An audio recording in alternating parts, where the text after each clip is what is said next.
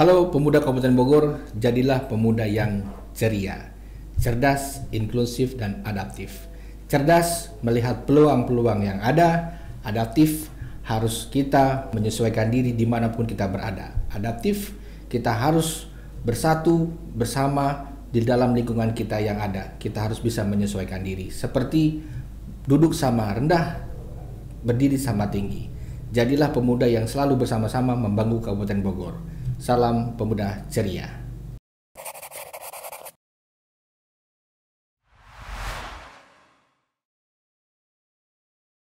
Ya, halo sahabat Checklist TV. Saat ini saya bersama Bung Wahyudi Caniago Sarjana Hukum, dan selama 20 menit ke depan kita akan membahas tentang menuju KNPI 1 di Kabupaten Bogor. Baik, kita sapa. Assalamualaikum Bung Wahyudi Caniago. Waalaikumsalam warahmatullahi wabarakatuh. Ya, bagaimana kabarnya? Baik. Ya, kita sekarang berada di Checklist TV nih. Siap. Ya. Apa sih kegiatan Anda hari ini? Maksudnya apa sih kegiatan saat ini yang Anda lakukan sebagai salah satu unsur pemuda di KNPI? Ya.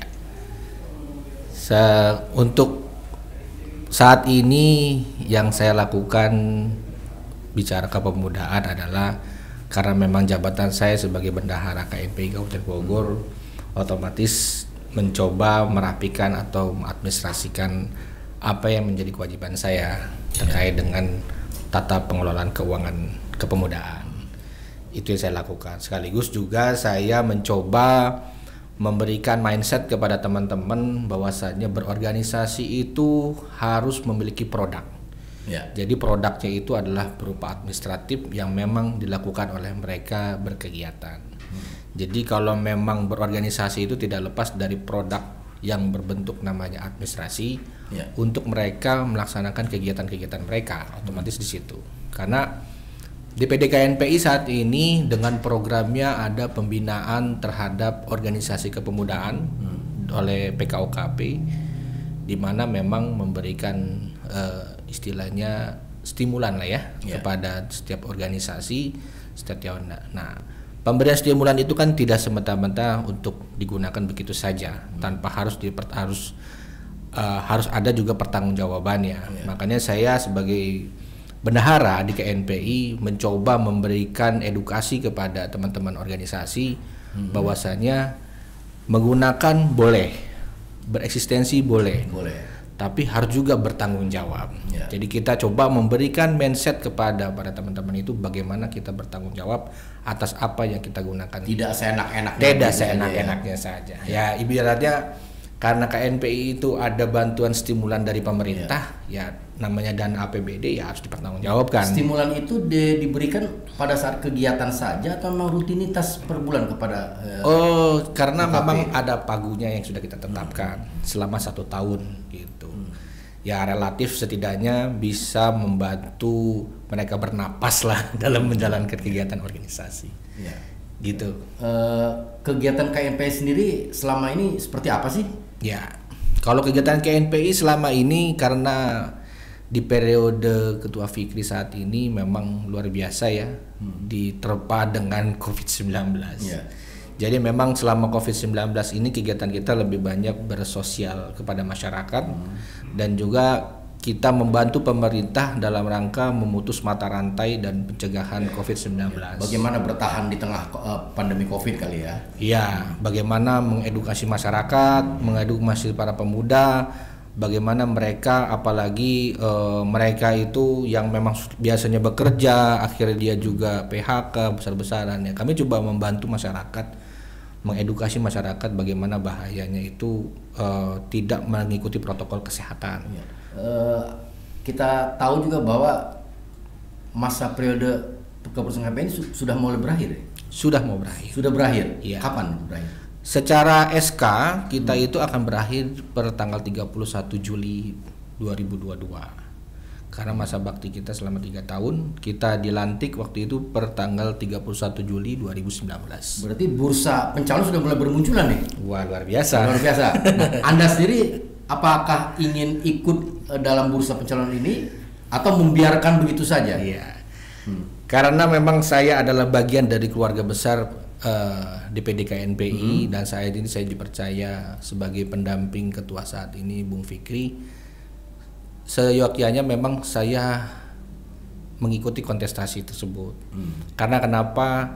Apa yang sudah dibangun kerangka organisasi ini sudah cukup baik di periodenya Ketua Fikri.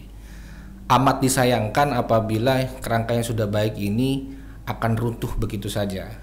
Karena memang yang perlu kita bangun adalah mindset untuk para pemuda. Itulah yang mungkin dasar Anda ikut pencalonan ini. Iya, karena saya berharap kehadiran saya ke depan apabila memang dipercayai oleh teman-teman pemuda, organisasi kepemudaan. Ya saya berharap saya bisa merubah mindset teman-teman dalam tata cara menjalankan organisasi. Ya kan? Karena di Kabupaten Bogor ini sangat luar biasa. 30-35% itu kan pemuda di Kabupaten Bogor. Sangat luar biasa sekali perkembangan pertumbuhan di Kabupaten Bogor. Amat disayangkan kalau memang kepemudaan itu tidak ada pemberian mindset atau pengedukasian mindset terhadap pemuda-pemuda tersebut. Selama ini kenapa mindset itu memang tidak pernah diberikan atau memang mengalir begitu saja? Ya, terhadap kepemudaan ini. Mindset itu sebenarnya mengalir, tapi kan tidak ada yang mengedukasi. Gitu loh. Terkadang kita bicara mindset itu adalah bicara pemahaman. Nah, selama ini kehadiran KNPI harus bisa hadir kepada pemuda-pemuda tersebut. Bagaimana pola berpikirnya terhadap menjadi sebagai pemuda, bagaimana dia berorganisasi sebagai organisator, dia harus tahu apa rule yang harus ditempuh. Berarti Bung Wahyu secara kerangka berpikir sudah siap dong ya mencalonkan? Insya Allah saya siap. Apa sih misi-misinya, visi misi Anda gitu sampai siap mencalonkan diri itu? Ya mungkin kan sahabat ataupun sobat checklist 1 pengen tahu juga dong seperti apa nih visi misi Anda nanti dalam pencalonan nanti. Bicara visi misi otomatis tidak terlepas dari pengembangan pemberdayaan dan pembinaan terhadap kepemudaan dan organisasi kepemudaan. Tidak lepas dari 3 itu. Makanya ada beberapa gagasan yang saya harapkan ke depan itu, salah satunya yang ide saya itu terkait dengan tadi mindset, gitu kan. Berharap KNPI bisa hadir di tengah-tengah masyarakat untuk bisa mengedu masyarakat yang memang masih berpikiran sangat rendah. Apa itu contohnya? Contoh, kita masih kurangnya pendidikan di Kabupaten Bogor, rendahnya pendidikan di Kabupaten Bogor. Rata-rata lulus SD sudah dinikahkan. Itu kan salah satu kekurangan pemikiran tandanya. Betul. Nah, pemuda Kabupaten Bogor, kita di DPD KNPI Bogor harus ada di masyarakat memberikan pemikiran-pemikiran yang lebih maju. Karena kewajiban pendidikan ini saat ini kan 12 tahun. Ya kan? Nah, kembali lagi efeknya adalah ekonomi. Ya kan? Nah, KNP juga harus hadir. Nah, saya punya gagasan juga harus membuat sekolah rakyat. Atau istilahnya PKBM. Sekolah rakyat. Emang selama ini sekolah bukan untuk rakyat? Ya, kalau saat ini sekolahnya normal sekolah formal ya. Sekolah formal. Nah, yang saya maksud sekolah rakyat itu ya sekolah yang memang dia berbasis seperti paket C, paket B gitu kayaknya. PKBM lah istilahnya. Nah, harapannya KNPI bisa hadir di situ, membantu masyarakat yang memang khususnya pemuda ya, yang memang secara kependidikannya dia ingin sekali meningkatkan pendidikan. Karena mencari pekerjaan sekarang, Pak, semua pekerjaan itu stratanya yang dilihat. Minimal yang dilihat itu ada tingkat SMA. Kebetulan memang secara profesional saya itu mengurusi ketenaga kerjaan. Jadi setiap saya menginterview karyawan-karyawan itu selalu yang pertanyaan pertama adalah pendidikannya. Karena pendidikan itu adalah dasar pola pikir dan cara kerjanya si orang tersebut. Nah, hal yang wajar kalau kita KNPI hadir di situ untuk mengembangkan pendidikan para pemuda Kabupaten Bogor. Selama ini waktu Anda saat ini jadi pengurus KNPI, kenapa nggak itu diterapkan sebelumnya? Kami sudah mulai menerapkan secara pelan-pelan. Makanya kendalanya memang sangat luasnya Kabupaten Bogor. Di 40 kecamatan saat ini dan sekitar 300 lebih desa, ya kan? Ya, dengan periode 3 tahun itu menurut saya masih kurang. Tapi kan KNPI kan ada ranting-ranting di kecamatan. Betul, ada ranting. Dia kan juga bisa menjadi jembatan buat buat betul. DPD KNPI untuk Ya, melakukan kegiatan itu. betul. Nah, karena posisi saya bukan ketua, saya tidak punya Susah kebijakan. ya. Jadi saat inilah mungkin nanti Ya. Anda akan coba menggaungkan Ya, seluas mungkin betul. ya, dan merangkul ranting-ranting di Ya. kecamatan untuk memulai pekerjaan. Iya, saya makanya berharap ketika memang rezeki saya dijadikan, saya berharap di 40 PKKNP kecamatan ini sebagai penyuluh-penyuluh. Mereka tuh penyuluh-penyuluh segala bentuk permasalahan ada di masyarakat. Satu, terkait dengan permasalahan kenakalan remaja. Kedua, sebagai penyuluh penyalahgunaan narkoba. Ketiga, ketiga sebagai juga penyuluh mereka untuk berpikir dan tata pola berpikir terhadap pemuda di masyarakat tersebut, minimal di kecamatan dia. Gitu. Nah, kalau untuk dari sisi pertanian ini kan boleh dibilang nih pemuda sekarang agak alergi nih kalau kita terjun ke desa, membuka lahan pertanian, kayaknya ya suatu kegiatan yang boleh dibilang ini dan zaman jadul katanya. Nah, ini ada nggak konsep Bung Wahyu nanti ke depan bahwa pemuda itu juga terjun ke desa untuk melakukan olah pertanian, sampai kan kita tahu bahwa lahan pertanian kita sudah semakin sempit dengan modernisasi. Nah, ada nggak konsep itu juga dilakukan agar pemuda juga ikut bertanggung jawab terhadap keberadaan lahan sawah di kampungnya atau di tempat seperti apa ya? Iya, lagi-lagi ada hubungannya dengan mindset. Oke, jadi mindset ini yang akan dirubah. Iya, karena petani saat ini sudah mulai tua, ya kan. Siapa selanjutnya generasinya, ya kan. Makanya saya sudah punya gagasan, mencoba ingin membuat petani milenial namanya. Petani milenial ini berharap kita membuat ruang edukasi atau membuat semacam tempat pelatihan pertanian, baik itu pertanian secara model lama atau secara modern gitu kan. Ya, memang itu harapannya kita mencoba melakukan teknis-teknis pertanian. Berharap kita di 40 kecamatan ini otomatis kan ada lahan-lahan pertanian. Kan kita punya IPB University yang banyak. Itu bisa dikerjasamakan. Itu betul. Ada nggak peluang kerjasama itu untuk meningkatkan, merubah mindset tadi gitu? Ya pasti tentu ada, ya kan. KNPI bisa saja bekerja sama dengan IPB, dengan Dinas Pertanian dan terus Dinas Ketahanan Pangan, karena kita juga harus mendeklarasikan terhadap kita berbangsa dan bernegara. Kita juga harus bertahan bagaimana ketahanan pangan di negara kita ini harus tercipta kan gitu. Karena kita tidak tahu 5 tahun, 10 tahun, 15 tahun lagi ke depan.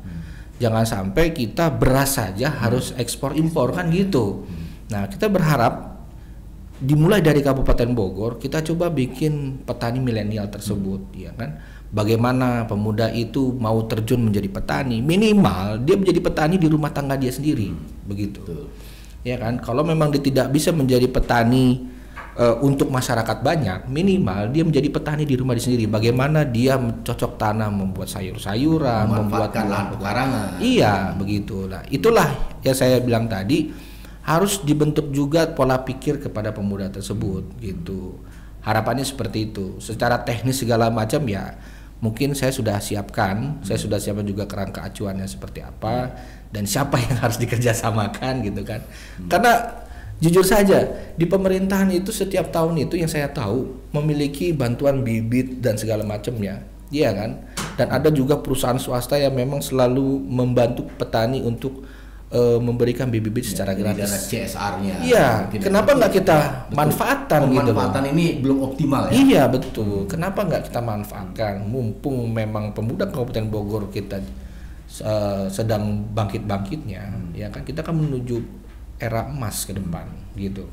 Nah, harapannya sama-sama kita bersama membangun pemuda di Kabupaten Bogor, ya kita tingkatkan juga ketahanan pangan di Kabupaten Bogor. Oke, itu dari sisi ketahanan pangan. Nah, kita tahu bahwa ini kan dunia pandemi sekarang sudah mulai bergeser ke endemi COVID-19 ini. Nah, tentu ada formula-formula baru untuk peningkatan ekonomi terutama untuk pemuda. Jangan sampai pemuda kita yang namanya pemuda jadi preman gitu loh, pakai logo KNPI. Nah, apa nih ada terobosan di bidang peningkatan ekonomi bagi pemuda sendiri? Iya. Salah satu peningkatan ekonominya baik secara individu, baik itu secara kelompok pasti ada. Jadi penyuluh saja itu sebenarnya sudah ada menghasilkan sebuah materi. Kenapa saya bilang begitu? Sekarang kebayang nggak kalau kita sebagai profesional penyuluh, otomatis kita bicara upah kerja. Iya. Betul nggak? Kita sebagai profesional, kita berilmu, kita punya pengalaman, kita melakukan sosial. Tapi memang itu bukan yang diharapkan. Tapi setidaknya siapa sih yang tidak memberikan ya minimal pemberian transport atau segala macam. Itu kan menjadi income buat diri dia. Nah, itu salah satu peningkatan ekonominya. Kedua, kita mencoba kepada para pemuda. Kita juga harus mengembangkan ekonomi kreatif. Apalagi digaungkan oleh pemerintah sekarang ini terkait dengan aircraft tersebut, ya kan? Nah, itu juga harus kita bantu. Ditambah juga dengan perkembangan jangan dengan 5.0, ya kan? Itu kan dengan usaha e-commerce itu luar biasa saat ini. Nah, saya punya gagasan membuat semacam rumah dagang pemuda namanya. Rumah dagang pemuda. Artinya rumah yang didagangkan atau pemuda yang didagangkan? Jadi rumah tersebut di dalamnya adalah para UKM yang dikelola oleh KNPI. Dengan sistem apa? Digitalisasi. Kalau kita melihat sekarang itu buka handphone, ya kan? Kita belanja di e-commerce-nya, misalnya kita Shopee, Tokopedia, segala macam. Kenapa nggak kita bikin lokal? Ya kan? Kita bikin rumah. Potensi UMKM luar biasa sekali. Ada ratusan sampai bahkan ribuan di Kabupaten Bogor UKM. Mulai dari keripik sampai yang lain ya. Nah, memang pemasaran di Kabupaten Bogor itu memang kita kurang, ya kan? Berharap kita coba akan digitalisasi tersebut, ya kan? Kita akan coba mendata setiap kecamatan, berapa banyak para UMKM yang ada di kecamatan tersebut. Kita juga buka seluas-luasnya supaya bisa membuat akun didaftarkan di aplikasi tersebut. Kita akan coba ke situ. Makanya kita berharap saya juga akan membuat dulu, sebelum mengacu ke situ harus ada data kepemudaan sejauh ini. Nah, sejauh ini data kepemudaan itu tidak jelas. Berapa by name by address-nya pun tidak jelas gitu kan. Kalau kita kemarin nanya ke statistik memang ada, tapi banyak sekali harus kita memisah-misahkan lagi. Nah, harapannya minimal di dalam keluarga besar KNPI ini yang notabene di dalamnya ada organisasi-organisasi kepemudaan. Minimal data-data mereka, keanggotaan mereka ada di kita, gitu. Harapannya ke depan begitu. Ya, karena kita selalu setiap membuat program atau kegiatan, baik itu yang bekerja sama dengan pemerintah atau swasta, pertanyaannya selalu itu, berapa data kepemudaan, berapa jumlah pemuda di Kabupaten Bogor yang itu aktif? salah siapa yang tidak mengkonkretkan data itu? Apakah KNPI yang selama ini tidak pernah mau tahu tentang berapa jumlah pemuda, atau memang data statistik kita yang lemah? Ya, itu memang kalau ditanyakan siapa yang salah seperti rumput yang bergoyang, ya kan? Tapi kita nggak perlu menyalahkan. Tidak perlu menyalahkan. Kita bangun yang lebih baik. Lah, makanya kalau bicara salah menyalahkan ya saya juga bingung gitu kan. Yang pasti kita bicara ke depan. Betul, gitu kan. Kita bicara ke depan, apa yang belum dilakukan kita lakukan. Apa yang kurang baik yang sebelum-sebelumnya kita perbaiki ke depan. Prinsipnya sih lebih ke situ. Ya, saya juga ada sedikit yang menggelitik yang ingin tahu dari Bung Wahyudi ini. Selama ini kan ketua KNPI ini selalu dari kalangan birokrat. Ya PNS lah boleh dibilang. Nah, ada nggak itu? Ini saya tahu ya Bung Wahyudi ini kan dari kalangan profesional. Iya. Artinya apakah mungkin ini bisa mendobrak kondisi yang sudah selama ini bertahun-tahun itu ketua KNPI selalu dia adalah PNS, selalu kalangan birokrat. Nah, ini siap nggak Bung Wahyudi untuk memberikan stimulan untuk biar merubah mindset berpikir teman-teman di OKP ini? Ya, dibilang siap pasti siap. Dengan saya majunya seperti ini kan saya bilang siap. Kan gitu. Jadi bicara sejarah KNPI tidak semuanya birokrat, Bang. Sebelum Ketua Fikri itu adalah juga Bung Burhan namanya. Dia itu juga pengusaha, non birokrat. 2 periode dia pegang. Nah, itu pun terjadi. Tapi karena dinamika organisasi, akhirnya kan ya Bung Fikri muncul kembali karena dengan basic dan backgroundnya ada birokrat. Hal yang wajar. KNPI itu kancah di muka. Jadi harus benar-benar menjadi organisasi panutan dan juga organisasi yang memang bisa bersinergi dengan pemerintah. bersinergi dengan pemerintah bukan berarti harus mengikuti apa kata pemerintah, tapi setidaknya bisa menjadi tempat diskusinya pemerintah, gitu loh, terkait dengan apa kebijakan-kebijakannya. Nah harapannya memang bicara mendobrak yang tadi abang bilang siap, ya pasti siap. Apalagi di kontestasi saat ini rata-rata para profesional.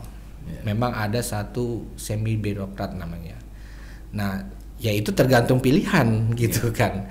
Bicara pimpinan itu kan bicara kepatutan dan kelayakan, ya kan. Dan terakhir adalah bicara kenyamanan dan pembawaan. Bagaimana para voter tersebut, ya kan, mereka harus memilih sesuai dengan penilaian mereka. Apa yang harus dia lihat? Ya, dia harus melihat kelayakan, kepatutan, dan pengetahuan otomatis dan pembawaan si kepemimpinan gitu. Kalau memang itu tidak dilihat, ya silakan nikmati 3 tahun ke depan bagaimana menjalankan roda organisasi ini kan gitu. Jadi paling tidak kalau nanti Bung Wahyudi dipilih oleh pemuda menjadi sebagai motor KNPI Kabupaten Bogor, tentunya perubahan-perubahan itu akan terlihat nanti. Ya mudah-mudahan dengan adanya kesehatan saya ya kan, dan juga semangat saya, insya Allah kita bersama-sama Bang. Kita bersama-sama, tidak ada, kita itu bukan Superman Bang, tapi kita harus jadi super team. Super gitu. team ya. Iya. Teamwork ya. Teamwork. Karena berorganisasi itu bukan individu. Ya kan, itu organisasi adalah makhluk sosial yang bersatu dan satu tujuan. Gitu. Ya, selain tadi mindset berpikir pemuda yang harus dirubah oleh Bung Wahyudi nanti, harapan apa lagi sih yang ingin diwujudkan dalam kepemimpinan 3 tahun ke depan nanti? Kalau memang Bung Wahyudi dipercaya untuk menjadi komandannya KNPI Kabupaten Bogor. Ya, selain mindset juga adalah perbuatan Bang. Apa yang bisa kita lakukan untuk Kabupaten Bogor ini, membesarkan Kabupaten Bogor ini? Secara kedaerahan kita besar Bang. Minimal harapannya kita bisa membantu mengurangi kemiskinan di Kabupaten Bogor, mengurangi rendahnya pendidikan di Kabupaten Bogor, ya kan, dan menjadikan Kabupaten Bogor ini menjadi wilayah yang memang besar SDM-nya, baik sumber daya alamnya dan sumber daya manusianya, itu bisa dikembangkan kembali. Harapannya seperti itu, karena keterbukaan informasi itu juga harus kita kedepankan. Karena memang bagaimana kita mau mencerdaskan masyarakat kalau kita tidak pernah memberikan informasi yang benar dan baik kepada masyarakat. Itu harapannya. Lantas apakah Anda bisa menjamin sebuah perubahan masalah sosial yang terjadi di kalangan pemuda? Seperti ya bisa yang tadi tanda kutip narkoba, atau juga yang lagi sekarang mungkin lagi tren LGBT. Nah, apakah itu ya mungkin membasmi tidak mungkin ya, tapi upaya apa yang Anda lakukan untuk menekan paling tidak bahwa di Kabupaten Bogor ini tidak ditanda kutipkan sebagai pemuda yang brengsek atau pemuda yang banyak narkoba? Karena apa, kita tahu ini Jakarta tinggal beberapa langkah, artinya segala budaya kehidupan metropolis itu tidak untuk mungkin terjadi di Kabupaten Bogor gitu. Nah, seperti apa Anda menyikapi itu? Kalau menyikapinya, Kabupaten Bogor ini memang penyangga ibu kota. Depan, belakang, kanan, kiri kita begitu luas akses masuk ke Kabupaten Bogor. Melalui pintu mana saja kita bisa masuk ke Kabupaten Bogor, kan begitu. Nah, bicara hal yang dilakukan, ya salah satunya Bang, yang memang harus kita lakukan adalah melakukan penyuluhan-penyuluhan tersebut. Sebenarnya penyuluhan dilakukan tersebut itu sudah dilakukan, tapi memang belum maksimal. Karena begitu banyaknya rakyat di Kabupaten Bogor, begitu luasnya Kabupaten Bogor, butuh semua stakeholder kita bersama-sama. Karena gini, saya pikir penyuluhan itu mungkin orang udah jenuh. Artinya solusinya apa sih? Gitu loh. Artinya tidak hanya dengan bapak-bapak, ibu-ibu, narkoba ini dilarang loh, tapi solusi tidak ada. Nah, saya pikir lari-larinya ke ujung-ujungnya ekonomi juga, Bung. Iya, betul. Gitu. Ya, jadi seperti apa menyikapi tadi? Seperti tadi misalnya kembali ke pertanian, yang untuk paling praktis pemuda kita untuk melupakan hal-hal negatif. Ya itu harus diberi kesibukan, kegiatan tadi saya bilang gitu loh. Mereka coba digiring untuk bersibuk di dalam lingkungan dia. Karena kalau dia sudah pun diberikan tanggung jawab, otomatis dia tidak akan kepikiran hal-hal yang aneh, kan itu. Ketika dia punya kesibukan. Nah, kita ambil sampel misalnya dia bertani saja, atau dia berwirausaha saja, gitu kan, di dalam kompleknya atau lingkungan dia, gitu kan. Minimal dia lakukan itu. Kita coba mengedukasi ke sana, supaya kenapa dia tidak berpikiran lagi untuk memperlakukan kegiatan-kegiatan negatif, gitu. Nah, contoh misalnya lagi terkait dengan LGBT, gitu kan. LGBT itu kan perilaku, ya kan. Kalau memang kegiatan perilaku, tandanya ada yang salah pendidikan di dalam keluarganya, pergaulannya, lingkungannya, gitu kan. Nah, kita coba mengedukasi mereka, menggeser, coba mereka diedukasi. Ya, pertama adalah penyuluhan terkait dengan jati diri dia adalah seorang laki-laki. Dia harus tahu itu kodratnya. Nah, bagaimana supaya dia bisa sadar dengan akan diri dia laki-laki. Nah, dia juga harus ditambah lagi ilmu pendidikan keagamaannya. Kita coba geser ke situ. Ya kan, supaya dia tahu juga yang dilakukan itu adalah perbuatan yang dosa, ya kan, yang dilarang oleh Tuhan. Nah, makanya coba kita lagi diberi kesibukan lagi dengan apa aktivitas dia berwirausaha, bertani atau berorganisasi, gitu. Kita coba beri kesibukan buat mereka supaya mereka pun juga tidak berpikir kesalahan-kesalahan yang negatif, begitu. Ya, ini kan ya boleh dibilang ini pencalonan, paling tidak sudah ada juga lah calon-calon yang lainnya. Betul. Khawatir nggak ada? Ya, dibilang khawatir nggak ada. Nggak ada ya. Biasa aja. Paling tidak namanya sudah tahu rumah KNPI sebelumnya kan. Iya. Berkontestasi itu hal yang biasa. Ya kan. Namanya kita berkompetisi itu hal yang wajar, kita ada persaingan. Yang penting yang kita harus kedepankan adalah persaingan yang sehat. Kita coba mengedepankan lebih ke gagasan, lebih ke pengetahuan dan keadaban kita sebagai orang Indonesia ya, yang memang menerapkannya itu adalah selalu adab yang kita kedepankan, kan begitu. Selalu komunikasi, sopan santun, norma-norma yang ada itu yang harus kita kedepankan. Ya. Saya juga pernah mendengar bahwa kita kan punya gedung KNPI yang besar. Ya. Di Cibinong itu. Itu kayaknya kegiatan pemuda juga kurang, Bung. Apa bilang ada kegiatannya. Ada ya? Karena gedung itu terlalu besar, kegiatannya di dalam, ya memang khawatirnya banyak dipakai untuk pernikahan gitu. Ya, karena itu gedung memang kita buka untuk umum juga. Berarti ada pemasukan dong KNPI. Ya, memang ada pengelolaannya juga. Cuma memang bicara gedung itu, rencana kemarin di pemerintahan saat ini punya janji untuk merevitalisasi gedung tersebut. Ya, kita doakan saja mudah-mudahan itu terwujud gitu kan. Tahun ini rencananya itu ada perbaikan. Gedung. Ya. Jadi mau dipercantik lagi semuanya. Oke, ini mungkin yang paling inti, artinya dari sekian mimpi Anda tadi untuk membenahi KNPI, apa sih yang prioritas dalam tiga jangka pendek kalau Anda terpilih nanti yang harus Anda benar-benar benahi sehingga program Anda bisa berjalan secara lancar, secara tidak ada permasalahan. Ya. Jangka pendek yang saya harus lakukan adalah pembenahan organisasi itu pertama. Saya harus membentuk tim yang memang satu visi, satu misi sama saya, satu frekuensi dalam rangka membangun kepemudaan di Kabupaten Bogor. Itu yang pertama. Yang kedua adalah saya akan lakukan namanya pendataan kepemudaan. Karena pendataan kepemudaan itu kita perlu sekali. Kenapa perlu sekali? Bagaimana kita mau membina atau mendidik kepemudaan kalau kita tidak tahu SDM-nya siapa, objeknya siapa? Itu yang harus kita utamakan dulu jangka dekatnya.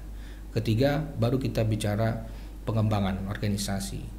Ketika memang SDM-nya sudah siap, yang harus kita bina siapa, ya kan? Dan juga objeknya siapa, kita harus tepat sasaran. Jangan sampai kita membuat program tidak tepat sasaran. Gitu. Itu yang harus kita lakukan. 3 hal yang memang saya akan lakukan ketika memang jangka pendeknya ketika saya jadi. Jangka panjangnya adalah menciptakan organisasi KNPI itu berorganisasi yang sehat, tertib administrasi, keterbukaan informasi, dan juga menjadi organisasi yang selalu mengedukasi masyarakat. Ya. Harapan untuk pemuda di Kabupaten Bogor sekaligus closing statement Anda? Ya, harapannya ya seluruh pemuda Kabupaten Bogor, mari kita bersama-sama membangun, membina dan mengembangkan pemuda di Kabupaten Bogor dengan hal-hal yang positif. Demikian Sobat Checklist TV, bincang-bincang kita menuju KNPI 1 Kabupaten Bogor bersama Bung Wahyudi Caniago, Sarjana Hukum.